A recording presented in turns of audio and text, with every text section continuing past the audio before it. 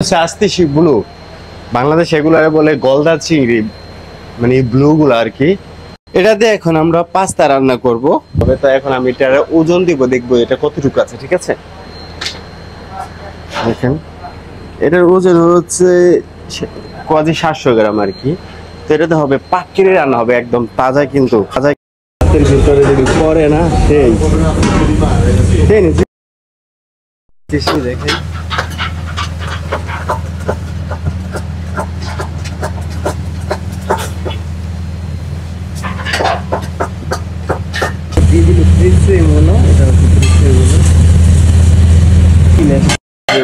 ঠিক আছে, ওটা একটা আসতেছি বলো, যেটা আমিও তখন ওয়েট দিলাম, মাপ দিলাম আর কি, ওইটাই। কিন্তু দেখেন লিঙ্গুই না, কিন্তু হয়ে গেছে গা প্রায়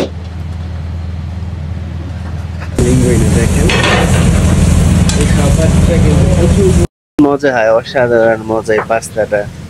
আর অবশেষে দেখলেই বোঝা যায় যে খাবারটা আসলে অনেক মজা হবে, খুব স্বাদ।